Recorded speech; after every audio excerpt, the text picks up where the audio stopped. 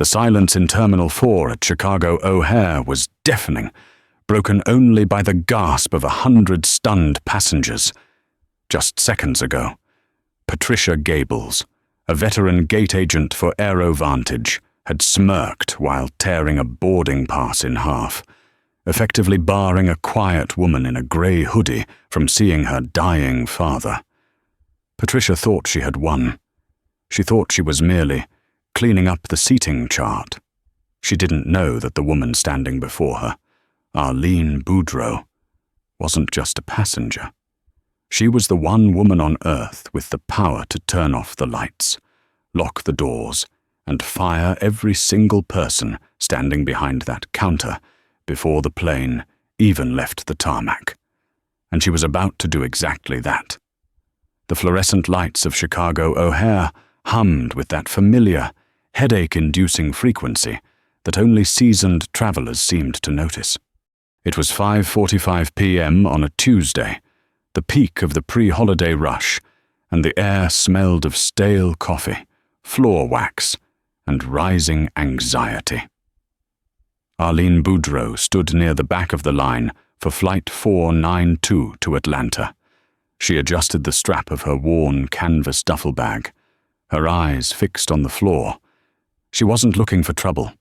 In fact, she was actively trying to disappear, dressed in oversized sweatpants, comfortable sneakers, and a nondescript charcoal hoodie pulled slightly forward.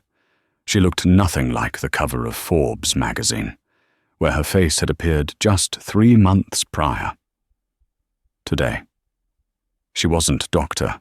Boudreau, the logistics mogul and silent majority shareholder of transcontinental shipping conglomerates.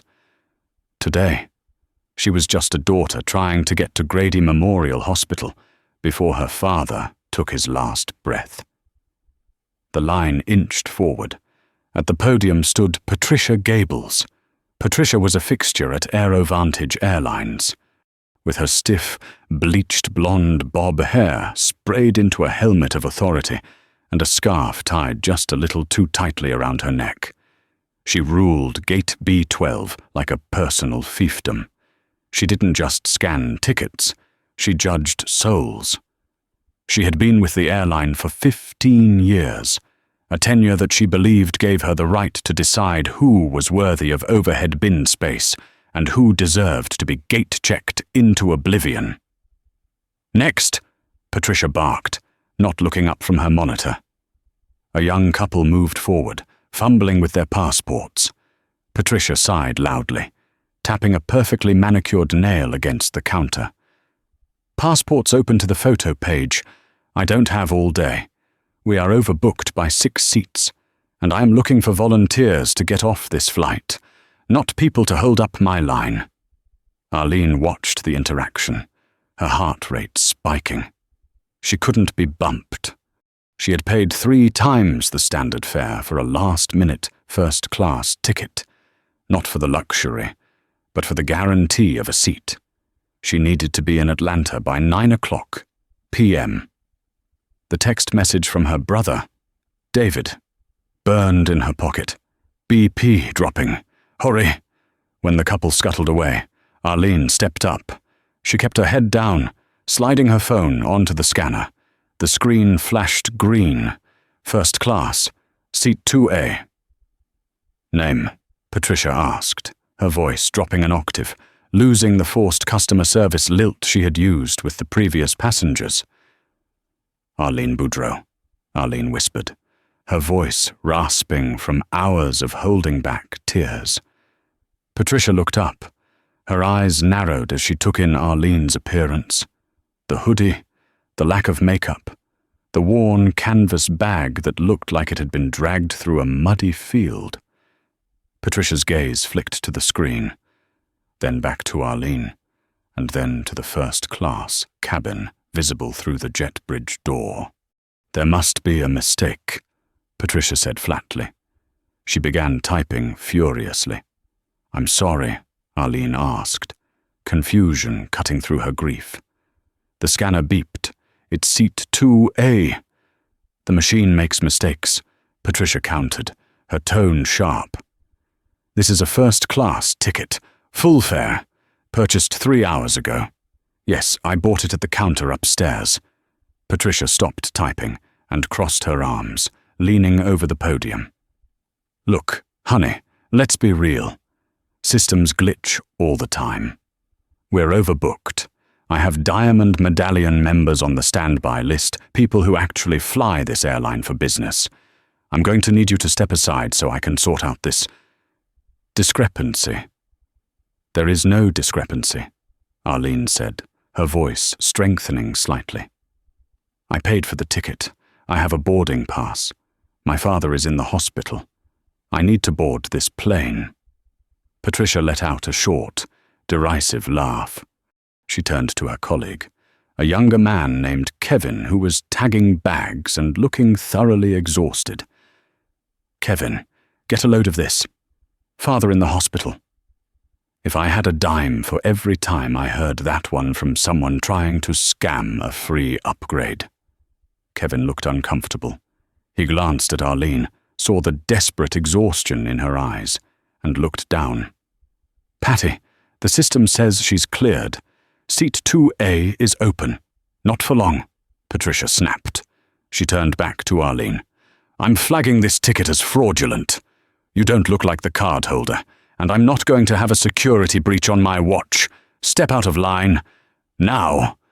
The air around the gate seemed to freeze. Passengers behind Arlene began to murmur. A man in a suit checked his watch and groaned. Come on, let's go. I am not stepping out of line, Arlene stated. She stood her ground, her posture straightening. The hoodie no longer seemed like a shield. It looked like armor. I have valid identification. I have the credit card used to purchase the flight. You are denying me boarding based on nothing but your own bias. I am asking you, politely, to scan me in. Patricia's face flushed a blotchy red. She wasn't used to pushback.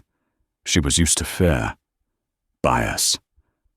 You think this is about bias? This is about standards. Miss Boudreau, and safety. You are exhibiting aggressive behavior. That's an immediate red flag. I am standing still, Arlene said, her voice dangerously calm. You're raising your voice. Patricia lied. She reached for the phone on her desk. I'm calling airport police. You're not flying today. In fact, I'm putting you on the no-fly list for AeroVantage. You can take the bus to Atlanta. Arlene watched Patricia's hand hover over the phone. She took a slow breath.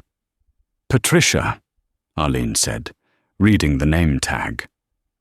I am going to give you one chance to put that phone down and let me board. If you make that call, you will set in motion a chain of events that you cannot stop. You are making a mistake that will cost you everything. Patricia's eyes widened, not with realization, but with glee. She had what she wanted, a threat. Did you hear that? Kevin. She just threatened me. That's a federal offense. Patricia picked up the receiver and punched in a code. Security to gate B12. I have a belligerent passenger refusing to vacate the boarding area. Possible threat to crew safety. Yes. Send them now. She slammed the phone down and smirked at Arlene. You're done. Arlene didn't scream. She didn't cry. She simply reached into her pocket, pulled out her phone, and unlocked it. She didn't call the police. She dialed a number that began with a Swiss country code. Go ahead, Patricia taunted, waving the next passenger forward around Arlene. Call your lawyer. Call your mama. It won't matter. Arlene put the phone to her ear. Hello. Stefan. It's Arlene. Yes. I'm at O'Hare. Initiate Protocol 4. Immediate execution. Yes. The entire contract. No.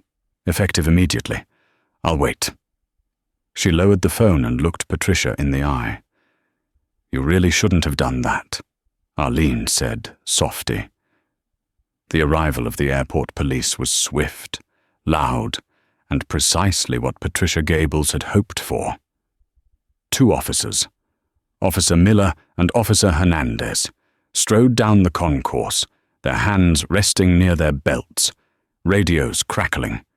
The sea of passengers parted like the Red Sea, eyes glued to the spectacle. "What's the problem here?" Officer Miller asked, his voice booming. He was a large man who looked like he'd handled his fair share of unruly drunks and panicked flyers. Patricia practically vaulted over the podium to meet them. "Officer, thank goodness. This woman," she pointed a sharp finger at Arlene, "is refusing to leave the gate area. She's holding up the flight. She's been aggressive towards staff, and she threatened me. She said I would lose everything if I didn't let her on." "I feel unsafe."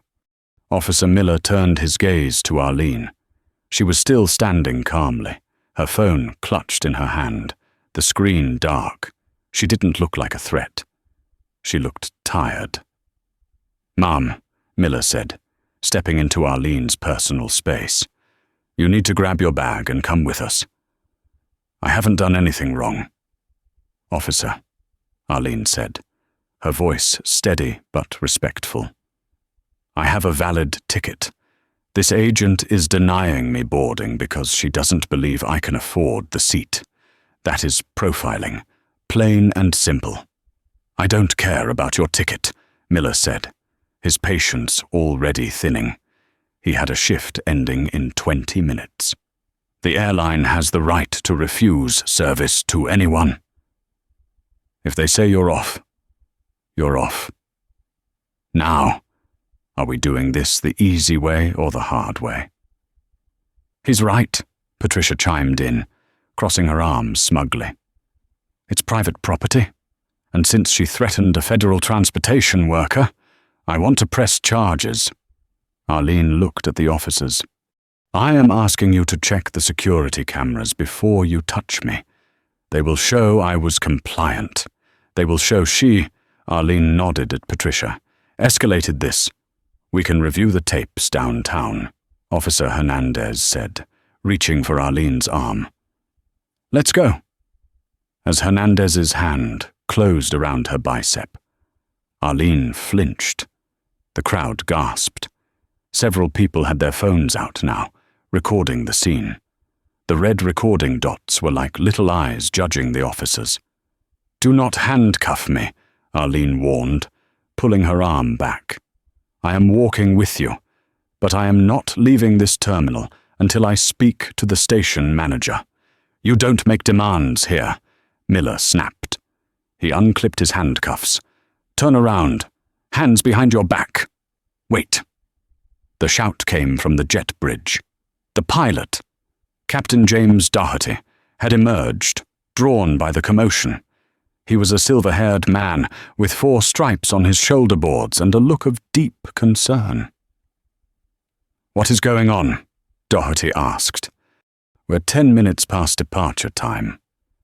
"Just removing a disruptive passenger, Captain," Patricia said, her voice sweetening instantly. "She's been harassing the ground crew. We'll have her out of here in a jiffy so you can push her back."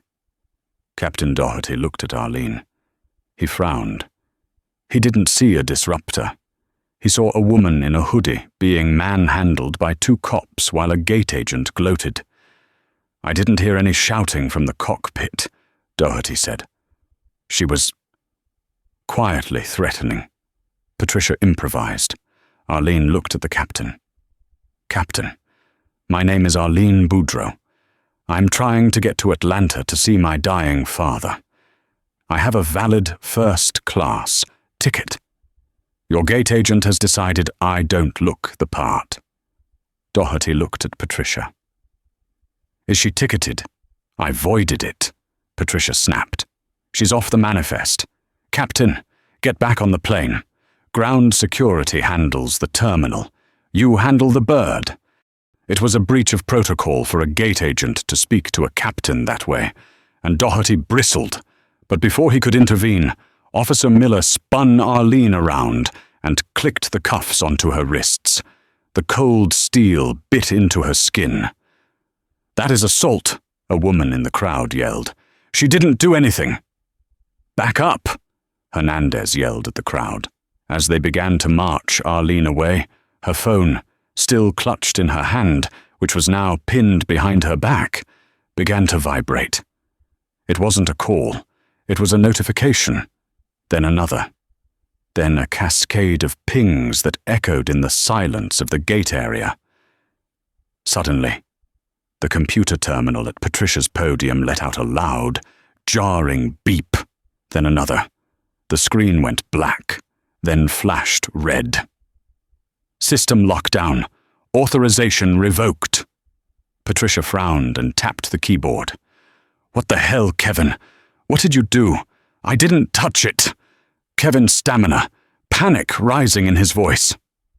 "Mine is down too. It says, contract terminated." The hum of the conveyor belt behind the desk died with a mechanical groan. The electronic display board above the gate, which read Atlanta, on time, flickered and went dark. Then, the unimaginable happened.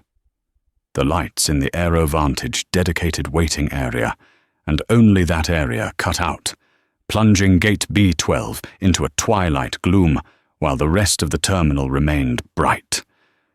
Officer Miller stopped walking. He looked around. "What's going on?" Arlene stopped too. She didn't struggle. She simply turned her head slightly back toward Patricia, who was frantically banging on her keyboard in the dim light. "I told you," Arlene said, her voice carrying clearly through the sudden silence. "I initiated Protocol 4. "What did you do?" Patricia shrieked, abandoning the computer and rushing toward the police and Arlene. "She's a hacker, officer. She's hacking the airport. Arrest her for terrorism." "I am not a hacker," Arlene said calmly. "I am the owner." Patricia froze. "Owner of what? You're a nobody in a dirty hoodie." Arlene straightened her spine, ignoring the handcuffs. "My name is Dr. Arlene Boudreau. I am the CEO of Boudreau Logistics International. We own the holding company that provides the ground handling services, the gate leases, and the fueling contracts for AeroVantage at this airport. And as of..." She glanced at the wall clock, which was now powered down. 2 minutes ago, I have exercised the immediate termination for breach of conduct clause in our contract. She looked at the captain, then at the officers, and finally fixed her gaze on Patricia. "I didn't just get kicked off the flight. Patricia, I just cancelled your airline's ability to operate in Chicago. You don't work here anymore. In fact, until I say otherwise, nobody works here." The silence that followed was heavier than the plane sitting on the tarmac. That's impossible," Patricia stammered, her face pale. "Is it?" Arlene asked. "Look at your screen." Patricia ran back to the podium. The red text had changed. It now displayed a single message in bold white letters: "Asset seizure in progress. Evacuate personnel." "Uncuff me," Arlene said to Officer Miller. It wasn't a request this time. Miller looked at the dark screens, then at the woman. He realized with a sinking feeling in his gut that he had bet on the wrong horse. He fumbled for his keys. "I think," Captain Doherty said, a small smile playing on his lips as he realized what was happening, "that we are going to have a delay." The silence at Gate B12 was a physical weight, heavy and suffocating. The only illumination came from the emergency track lighting along the floor and the glow of 100 smartphones recording the scene. The rest of the terminal was bustling with the usual airport chaos. But here, in this specific circle of hell, Patricia Gables had created. Time had stopped. Officer Miller unlocked the handcuffs. The metallic click echoed like a gunshot. Arlene Boudreau didn't rub her wrists. She didn't wince. She simply let her arms fall to her sides and turned to face the gate agent, who was now trembling behind her darkened podium. "You're bluffing," Patricia whispered, though her voice lacked any conviction. She looked at the blank monitors, then at the black void of the jet bridge door where the electronic card reader had died. "You can't just turn off a gate. That's not how the world works." "That is exactly how the world works when you own the power grid," Arlene replied, her voice devoid of emotion. "Aerovantage leases this gate space. The lease includes power, data connectivity, and baggage handling infrastructure. All of it is managed by Chicago Ground Services, a subsidiary of Boudreaux Logistics. Section 14, paragraph C of our contract states that service may be suspended immediately and without notice in the event of verbal abuse, physical threat, or discrimination against Boudreaux Logistics personnel or its officers." Arlene took a step closer to the podium. "I am the Chief Executive Officer. You discriminated against me. You threatened me. You abused your power. So, I cut the cord." "Officer," Patricia shrieked, her composure shattering. "She's admitting to sabotage. Arrest her again." Officer Miller took a step back, holding up his hands. He was a man who knew when he was out of his depth, and the sinking feeling in his gut told him he was currently drowning in the Marianas Trench. "Ma'am, this sounds like a civil dispute. I'm not getting involved in contract law." "Smart man," a new voice boomed. The crowd of onlookers parted again, this time to admit a group of 4 people moving with the aerodynamic efficiency of sharks. Leading them was a tall woman in a slate-grey power suit, carrying a leather briefcase that likely cost more than Patricia's car. This was Sarah Jenkins, head of legal counsel for Boudreaux Logistics' North American division. Flanking her were 2 junior associates and a man in a rumpled suit who looked like he was about to have a heart attack, Robert Henderson, the regional director for Airovantage Airlines. Henderson looked at the dark screens, the confused pilot standing in the doorway, the police officers, and finally, the woman in the grey hoodie, all the colour drained from his face. "Doctor, Boudreaux," Henderson choked out, rushing forward. He ignored Patricia completely. I got the alert from HQ. They said the fuel trucks stopped. They said the baggage belts locked up. I didn't believe it was you." "Hello." "Robert," Arlene said. She didn't offer her hand. "It's been a while since the contract renewal dinner." "Arlene, doctor." "Boudreaux, please," Henderson stammered, sweating profusely under the emergency lights. "We have 6 flights fully boarded that can't push back because the tug drivers walked off the job 2 minutes ago. We have a flight from London circling because ground control won't assign it a gate. You've paralyzed the entire hub." "I know," Arlene said. "It's very efficient, isn't it? My team runs a tight ship." "But why?" Henderson pleaded. "Over a seat assignment. Over dignity." "Robert," Arlene corrected him sharply. She pointed a finger at Patricia, who was now trying to make herself as small as possible behind the monitor. "Your employee there, Ms. Gables, decided that I didn't look like I belonged in first class. She decided I looked like a criminal. She called the police on me because I wouldn't let her bully me out of a seat I paid for. She smirked while she did it." Henderson spun around to face Patricia. The look of pure, unadulterated fury on his face made Patricia gasp. "Patricia!" Henderson growled, his voice low and dangerous. "What did you do? I was following protocol," Patricia stammered, her voice rising in hysteria. She looked suspicious. She was wearing a hoodie. She wouldn't step aside. I was protecting the flight. She was sitting in seat 2A, Kevin, the young gate agent, suddenly shouted from the side. He had been silent until now, but the arrival of the big bosses gave him courage. "I told you. Patty, the system cleared her. You said she didn't look like she could afford it. You laughed at her." "I did not," Patricia lied, her eyes darting around. "We have it on video." A teenager in the front row of the crowd shouted, holding up his iPhone. "I got the whole thing." "You called her a scammer." "I have it too," a woman yelled. "You tore up her boarding pass."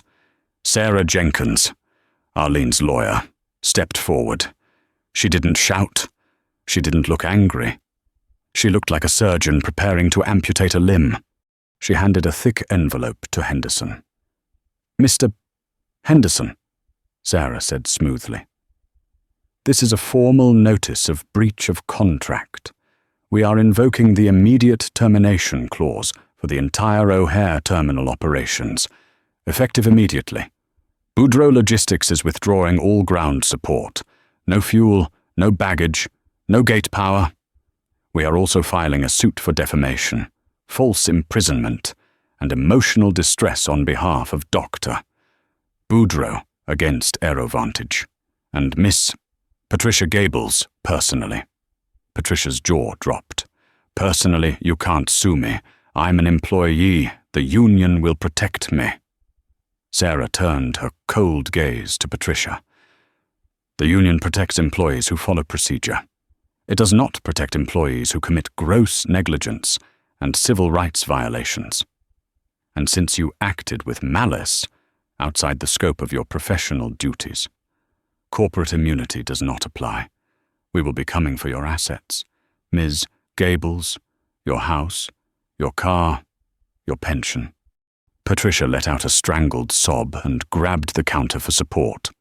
Henderson looked at the envelope in his hand, then at the dark gate, then at Arlene. He knew who held the cards. Boudreaux Logistics wasn't just a vendor.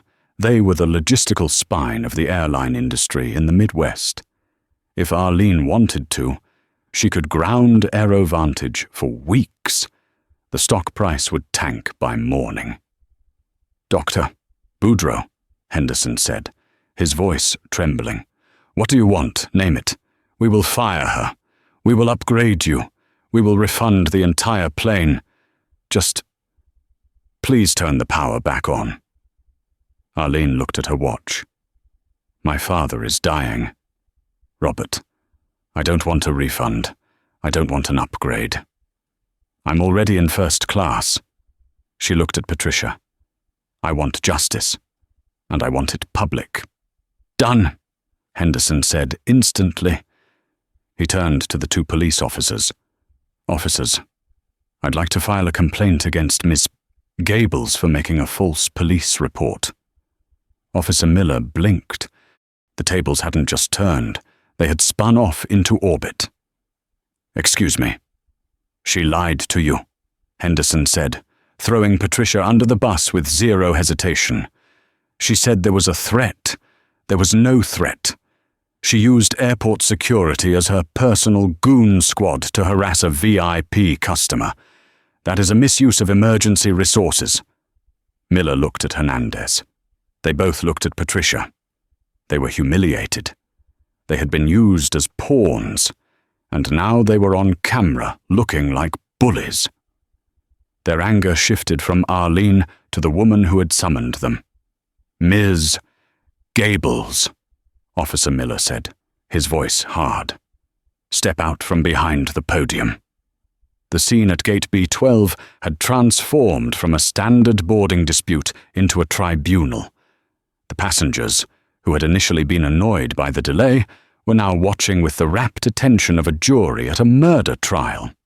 They realized they were witnessing the kind of corporate justice that rarely happens in the real world, swift, brutal, and descending from the very top. Patricia Gables did not move. She stood frozen, her knuckles white as she gripped the edges of the podium. The power she had wielded so carelessly for 15 years, the power to deny boarding, to ruin vacations, to make grown men beg had evaporated. In its place was the crushing weight of consequence. "I said step out," Officer Miller repeated, stepping onto the rubber mat behind the counter. "You can't do this," Patricia whispered, tears streaming down her face, ruining her heavy foundation. "I have seniority. I have tenure. Robert, please, I've given this airline my life." Robert Henderson didn't even look at her. He was focused entirely on Arlene, watching her face for any sign that the embargo would be lifted. "Ms. Gables, your employment is terminated effective immediately for cause. Hand over your badge and your terminal access card." "No!" Patricia screamed, clutching her lanyard. "You can't fire me without a hearing. I want my union rep." "You can have your hearing," Henderson said coldly, "but you'll attend it as a visitor. You are creating a security risk. Give me the badge." Patricia looked at Kevin, the young agent she had bullied for months. "Kevin, tell them she was rude." Kevin looked at Patricia. He looked at the way she was shaking, the way her mascara was running. For a moment, he felt pity, but then he remembered the way she had mocked the crying woman in the hoodie. He remembered the hundreds of times she had belittled passengers and staff alike, basking in her petty authority. Kevin reached under the counter and pulled out a distinct, red laminated card. "She has an override key," Kevin said to Henderson. "She uses it to block seats so she can give them to her friends, flying non-rev. That's why she tried to bump Dr. Boudreaux. She was saving seat 2A for her niece." The crowd gasped. The twist was like a knife. It wasn't just prejudice, it was corruption.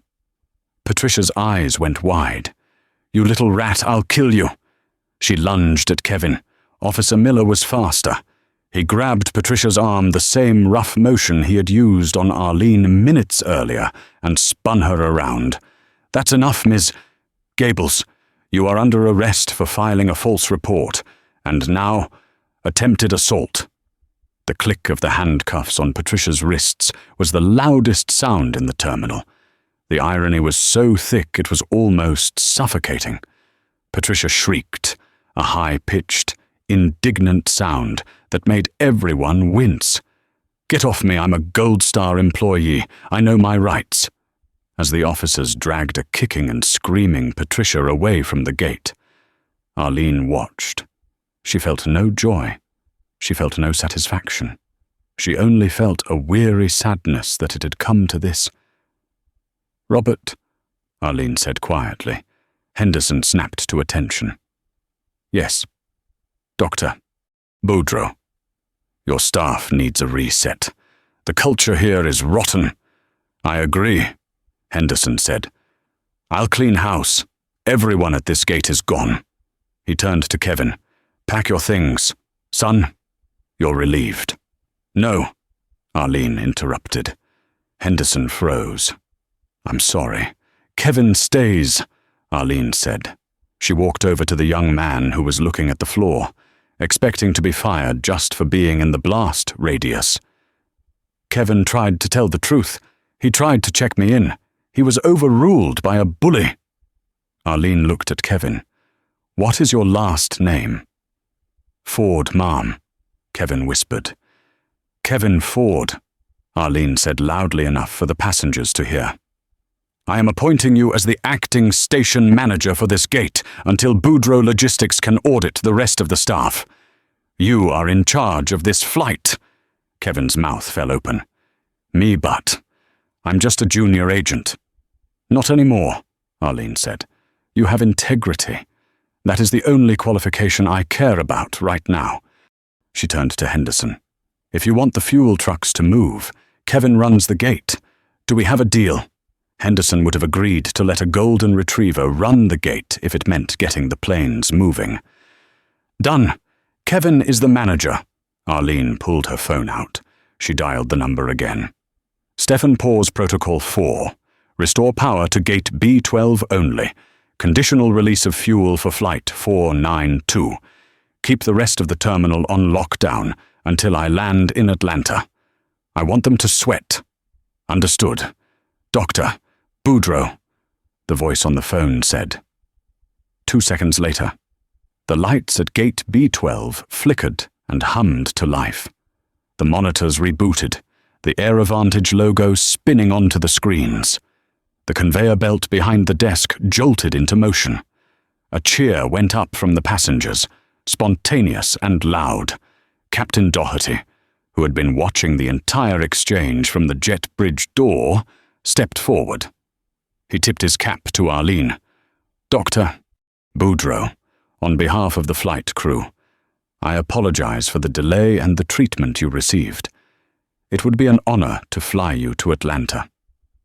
Thank you, Captain, Arlene said. She picked up her worn canvas duffel bag. Please, Henderson said, rushing to grab the bag. Allow me. We will escort you on board. We'll clear the cabin so you can board first. No, Arlene said firmly, taking the bag back. I will board when my group is called. I am not a diva. Robert, I am a customer. That is all I ever wanted to be. She turned to the crowd of passengers who were still watching her with awe. I apologize for the delay, everyone, Arlene said, her voice cracking slightly as the adrenaline faded and the grief for her father returned. I know you all have places to be. Thank you for witnessing. She stepped aside, leaning against the wall, pulling her hoodie back up. Kevin, now the manager, stepped behind the podium. He took a deep breath, his hands shaking slightly as he picked up the microphone. He looked at Arlene, who gave him a small, encouraging nod. Ladies and gentlemen, Kevin's voice rang out over the PA system, a little shaky but clear. We are now ready to board Flight 492 to Atlanta. We are going to begin with our first-class passengers. And anyone traveling to see a loved one. He looked at Arlene. Dr. Boudreaux, please. Arlene lowered her head to hide the tears that finally spilled over. She walked to the scanner. Kevin didn't ask for her ID. He didn't ask for her ticket. He simply bypassed the scanner and opened the door. Go get him, Kevin whispered as she passed. Arlene walked down the jet bridge. The heavy steel door of the aircraft was open. She stepped onto the plane, turned left into the first-class cabin, and sat in seat 2A. She buckled her seatbelt and looked out the window. Down on the tarmac, she could see a police cruiser flashing its lights, driving away with Patricia Gables in the back seat. The plane was moving. She was going to make it. But as the engines whined to life, Arlene knew the story wasn't over. Patricia was gone, but the system that created her was still there. And while Arlene was in the air, her legal team was on the ground, preparing to dismantle AeroVantage piece by piece. She closed her eyes and waited for takeoff. The real turbulence was just beginning. The cabin of Flight 492 was pressurized, but the atmosphere inside first class felt thin, as if the oxygen had been sucked out by the sheer gravity of the woman sitting in seat 2A. Arlene Boudreaux sat motionless, her head resting against the cool plastic of the window shade. She hadn't removed her hoodie. She hadn't accepted the pre-departure beverage, the hot towel, or the menu.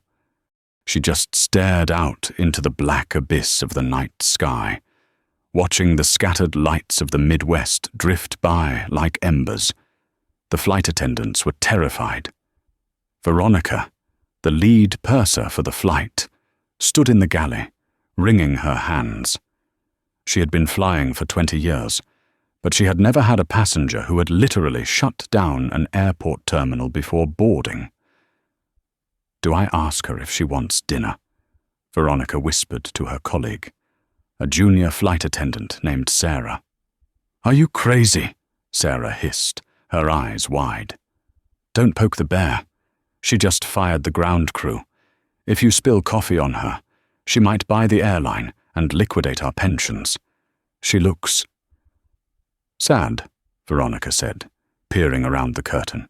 Not angry, just heartbroken. Gathering her courage, Veronica walked down the aisle. She approached seat 2A with the reverence usually reserved for royalty or bomb disposal units. "Doctor Boudreau," Veronica asked softly. Arlene turned her head slowly. Her eyes were red-rimmed, heavy with exhaustion. "Yes, I just wanted to apologize again for the delay," Veronica stammered. "And to see if there is anything I can get you. A water, a blanket. We have the sea bass this evening." Arlene looked at the flight attendant. She saw the fear in the woman's eyes, the fear of losing a paycheck, the fear of authority. It broke Arlene's heart. She didn't want to be a monster. She wanted to be a daughter. "What is your name?" Arlene asked. "Veronica, Ma'am." "Veronica, please stop shaking," Arlene said gently. "I am not going to fire you. You are doing your job. The people on the ground. They forgot that their job is people, not power. You seem to remember." Veronica let out a breath she felt like she'd been holding since Chicago. "Thank you, Ma'am. I would love a bottle of water," Arlene said. "And please, tell the crew to relax. I'm just trying to get home." While Arlene sipped her water in the darkened cabin, trying to mentally prepare for what awaited her at the hospital, the world below was exploding. The video of the confrontation at Gate B12 had hit TikTok before the plane's landing gear had even retracted. By the time they reached cruising altitude, it was the #1 trending topic on X, formerly Twitter, worldwide. The footage was damning. It was shaky, shot vertically by the teenager in the front row. But the audio was crystal clear. "You don't look like the card holder. I'm not going to have a security breach on my watch. I am the owner. Asset seizure in progress." The internet did what the internet does best. It weaponized outrage. Within 30 minutes, #GateB12 and #Arlene Boudreau were trending higher than the Super Bowl. But the real damage wasn't just the video. It was the investigation that the internet sleuths launched immediately. A Reddit user with the handle Aviation Insider 99 posted a thread that went viral instantly. "I worked with Patricia Gables at O'Hare. This isn't the first time. Here are the receipts." The thread detailed a decade-long history of complaints against Patricia. Stories poured in from other passengers. A grandmother who was denied pre-boarding because she didn't look disabled enough. A soldier returning from deployment who was forced to check his fragile musical instrument because Patricia didn't like his tone. Then came the niece. An Instagram sleuth found Patricia's niece's profile. Her name was Brittany, and 40 minutes before the flight, Brittany had posted a selfie in the airport food court with the caption, "Auntie Pat says she's clearing a first-class seat for me. Upgrade life, #free ride, #VIP." The timestamps matched perfectly. Patricia hadn't been protecting the flight from a security threat. She had been clearing seat 2A for a family member who hadn't paid a dime. The internet's reaction was nuclear. AeroVantage's corporate social media accounts were flooded with millions of comments. Their stock price, which had closed steady, began to tank in after-hours trading. The hashtag boycott AeroVantage generated 500,000 posts in an hour. Back on the plane, Arlene knew none of this. She had kept her phone on airplane mode, terrified that a ringing phone would bring news she couldn't handle that her father was already gone.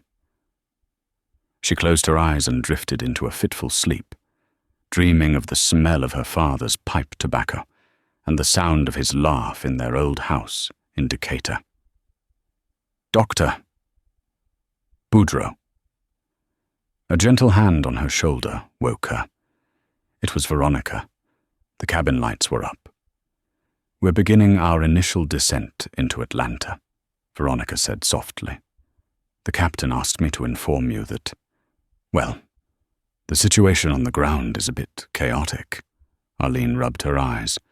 "Chaotic how?" "There are news helicopters," Veronica said, looking out the window nervously. "And the pilot received a message from the tower. There is a police escort waiting for the plane." "Not for you," she added quickly. "To protect you from the press." Arlene sighed. She turned on her phone. It vibrated instantly, a flood of text messages. "David Dad is holding on. Hurry. Sarah Lawyer. Do not speak to the press. We are issuing a statement. The video has 40 million views. Robert Henderson. I am so sorry. Please call me." Arlene ignored them all except David's. "Dad is holding on." She looked out the window as the lights of Atlanta sprawled beneath them. This was her city. She had built her empire here. She had risen from a scholarship student at Georgia Tech to the logistics queen of the South. But right now, all that money and influence felt like nothing more than a tool to clear a path to a hospital bed. The plane touched down with a jolt. As they taxied, Arlene saw the flashing lights of the police cars on the tarmac. They weren't at the gate. The plane was stopping on a remote apron. The captain's voice came over the intercom. "Ladies and gentlemen, welcome to Atlanta. Due to security concerns regarding high-profile media presence at the terminal, we will be deplaning via stairs onto a shuttle bus. However, we ask that everyone remain seated while we escort a passenger off the aircraft first." Arlene unbuckled her belt. She grabbed her bag. As she walked down the aisle, the passengers didn't groan about the delay. They didn't roll their eyes. They clapped. It started with the woman in 3B, then the man across the aisle. And soon the entire cabin was applauding. Someone shouted, "Go get 'em! Arlene!" Arlene paused at the cockpit door. She looked back at the strangers cheering for her. She didn't smile. She didn't have it in her, but she placed a hand over her heart and nodded. She stepped out into the humid Georgia night. A black SUV was waiting at the bottom of the stairs, its engine running. A police officer opened the back door. "Doctor." "Boudreaux," the officer said. "We have orders to get you to Grady Memorial fast. Blue lights all the way." "Thank you," Arlene whispered, climbing in. As the SUV peeled away, leaving the plane and the chaos behind, Arlene gripped her phone. The battle at the airport was over. The battle for her father was just beginning. The drive from Hartsfield-Jackson Airport to Grady Memorial usually took 30 minutes, but the police escort cut it to 12. The black SUV tore through the I-85 connector, blue lights flashing, carrying Arlene Boudreaux toward the only thing that mattered. "We're here, Mum," the officer said as they screeched to a halt at the emergency entrance. The scene outside was a circus, despite her legal team's efforts. The press had found her. News vans lined the curb, satellite dishes extended like hungry necks. As Arlene stepped out, the shout was deafening. "Doctor, Boudreaux, did you really buy the airport? What do you have to say to Patricia Gables?"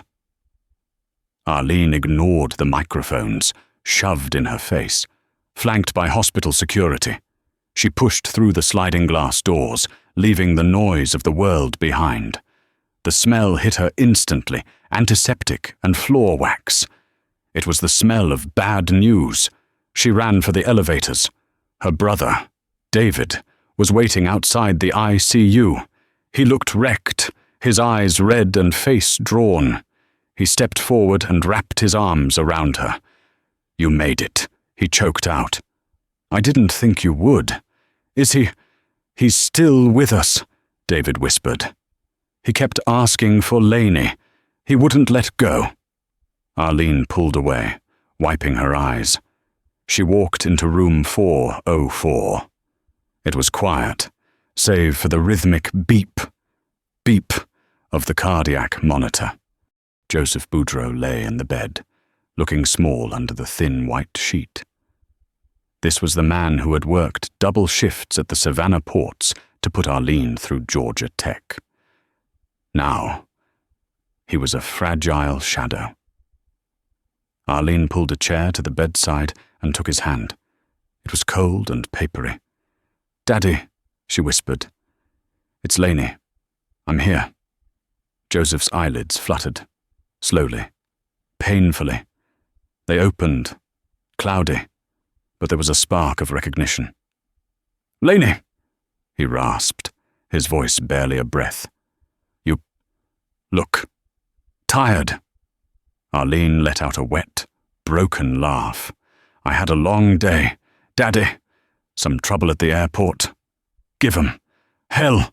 Joseph asked, a faint smile ghosting his lips. He knew his daughter. "I did, Daddy," Arlene said, gripping his hand tighter. "I gave them hell. I shut the whole place down." Joseph squeezed her hand, a weak pressure that felt like a mountain of strength. "Good. Girl." He closed his eyes. Arlene sat there, stroking his hand, listening to the monitor. For the first time in hours, the rage that had fueled her evaporated. All that was left was love and the terrible, beautiful pain of saying goodbye. While Arlene sat in the sacred silence of room 404, the world outside continued to burn. In a boardroom in Dallas, the global CEO of AeroVantage, Michael Vance, was screaming at a speakerphone. "How did we not know?" Vance yelled. "How did we not know that Boudreau Logistics owns the ground contracts for our second-largest hub? It was a legacy contract. Sir," a terrified legal aide replied, "we never checked the parent company structure." "Well, check it now." Vance slammed his fist on the table. "We have lost 12% of our market cap in 4 hours. The Department of Transportation just announced an investigation. Fix this." Back in Chicago, the bloodletting was swift. Patricia Gables sat in a holding cell at the O'Hare police substation. She had been processed, fingerprinted, and stripped of her shoelaces. When the door opened, she stood up, expecting a lawyer. Instead, her union representative, Frank, walked in. He didn't sit down. "Frank, thank God," Patricia pleaded. "Get me out of here. Tell them about my seniority." Frank shook his head, his face hard. "There is no seniority. Patty, AeroVantage just fired you publicly. They're calling your actions rogue and abhorrent." "They can't do that," Patricia shrieked. "I followed protocol. You tried to bump a paying passenger to sneak your niece into first class," Frank said, dropping a printed screenshot of Brittany's Instagram post on the bench. The caption #FreeRide mocked her from the page. "And you did it to the one woman who could prove it. The union isn't touching this, but my pension. Not if you're terminated for criminal misconduct," Frank said, turning to leave. "Boudreau Logistics has filed a civil suit. They're freezing your assets. You might lose the house." The door clanged shut, leaving Patricia alone with the cold realization that her world hadn't just cracked. It had shattered. Back at the hospital, the sun was beginning to rise over Atlanta, painting the sky a bruised purple. In room 404, the beeping stopped. It was a slow fade. The rhythm spaced out, then became a single, flat tone. Arlene didn't call the nurse immediately. She sat for a moment, holding Joseph's hand as the warmth began to leave it. She felt a tearing in her chest, a grief so profound it felt physical. "Goodbye, Daddy," she whispered, kissing his forehead. She stood up, wiped her face, and walked to the door. She nodded to David. He knew instantly and collapsed into a chair, sobbing. Arlene held him, playing the strong one, the big sister, but over David's shoulder she saw the news playing on the muted waiting room TV. It was her face, the video from the airport. The chyron read, "Justice at Gate B12, CEO Suze." The image changed to a live feed from outside AeroVantage headquarters. People were protesting, holding signs, "Respect passengers" and "We are Arlene." Arlene watched the screen with a strange disconnect. The powerful CEO, who shut down airports, felt like a stranger. The woman in the hospital room was just a daughter who had lost her dad. But as she watched, she realized something. She hadn't just fought for a seat. She had fought for every person who had ever been looked down on, dismissed, or judged by someone with a little bit of power. She turned to David. "We need to plan the funeral. He wanted it simple." "Yeah," David sniffled. Arlene pulled her phone from her pocket. She had one more call to make. Not to her lawyers, not to the airline. She called her assistant. "Cancel my meetings for the next 2 weeks, Arlene said, her voice steady. "And draft a press release. I want to set up a foundation in my father's name. The Joseph Boudreau Legal Defense Fund for Travelers' Rights." She hung up and looked back at the closed door of room 404. She had lost her father. But she had found her war. And Arlene Boudreau never lost a war. 6 months after the lights went out at O'Hare, the freeze in Patricia Gables' life had become permanent. Courtroom 304 of the Daily Center was packed. This wasn't just a civil suit, it was a public reckoning. Patricia sat alone at the defendant's table, her signature blonde bob now streaked with grey, her designer scarf replaced by a cheap polyester blouse. The union had abandoned her. AeroVantage had fired her.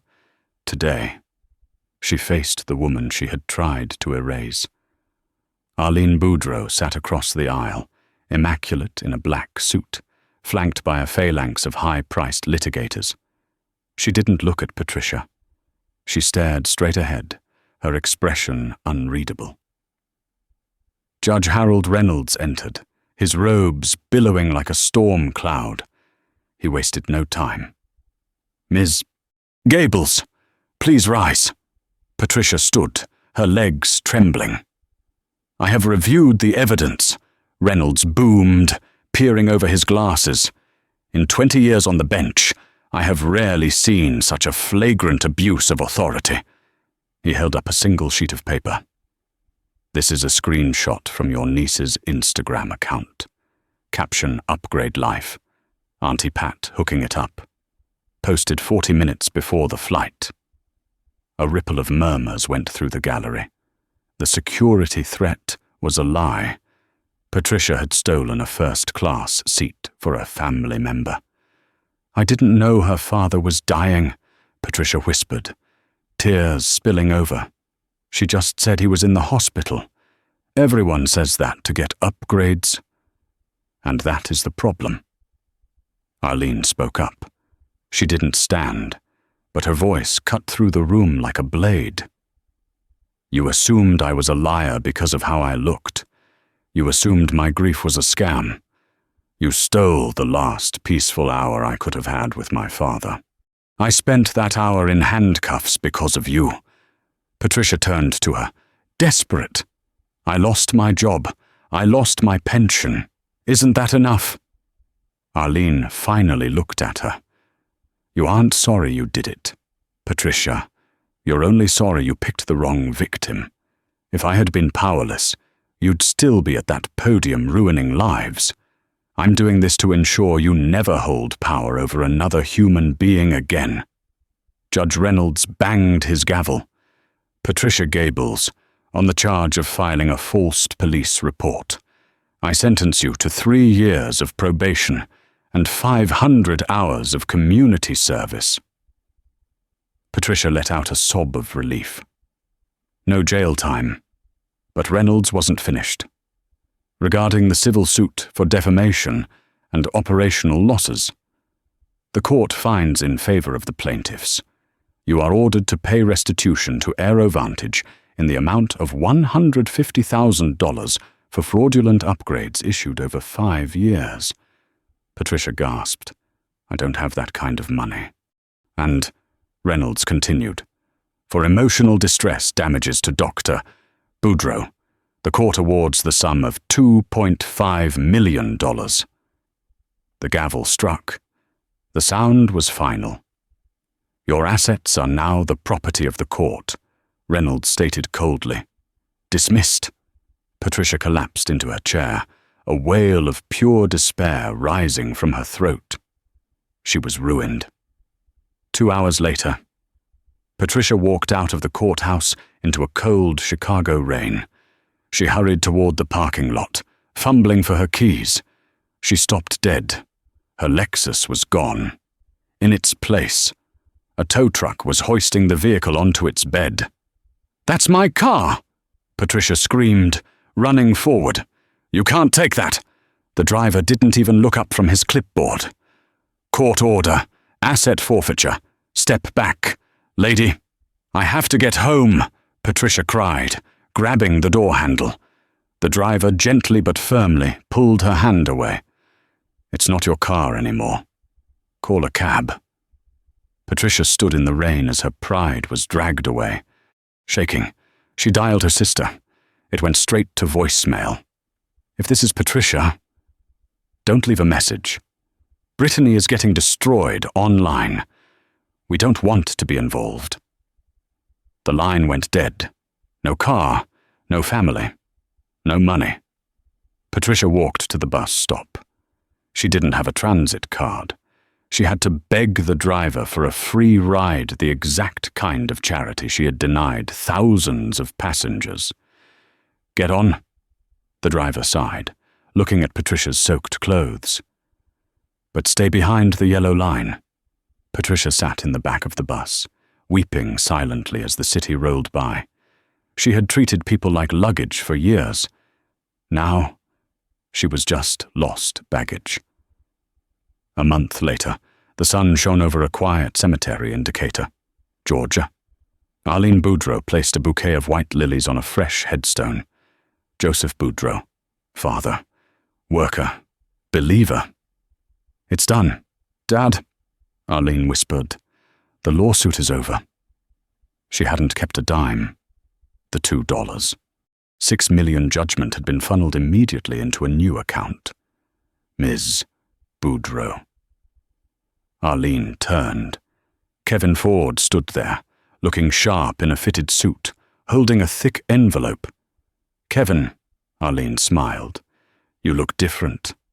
"Regional manager now," Kevin said, blushing slightly. They wanted a fresh face for the Customer First initiative. I brought you this." He handed her the envelope.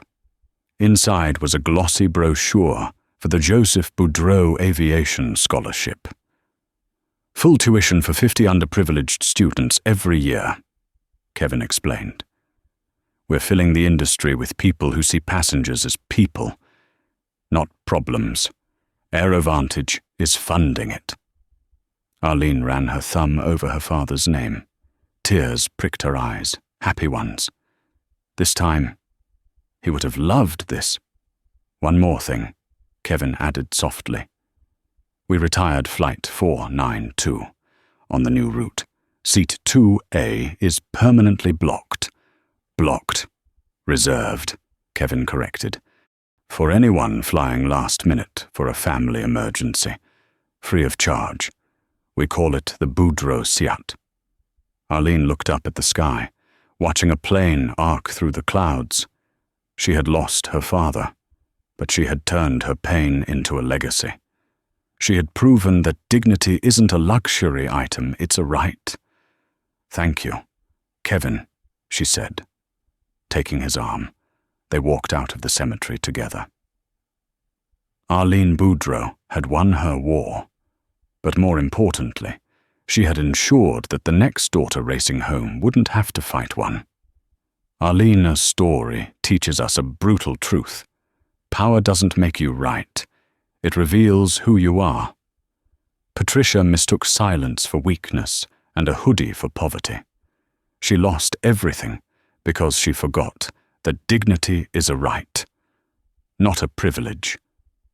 In the end, Arlene turned her pain into a legacy, proving that while policy controls the planes, humanity still controls the world.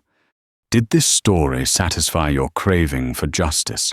Hit that like button if you think Patricia got exactly what she deserved. Was the punishment enough, or did she get off easy?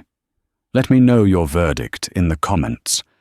And for more stories where karma hits back hard, subscribe and ring the bell. See you next time.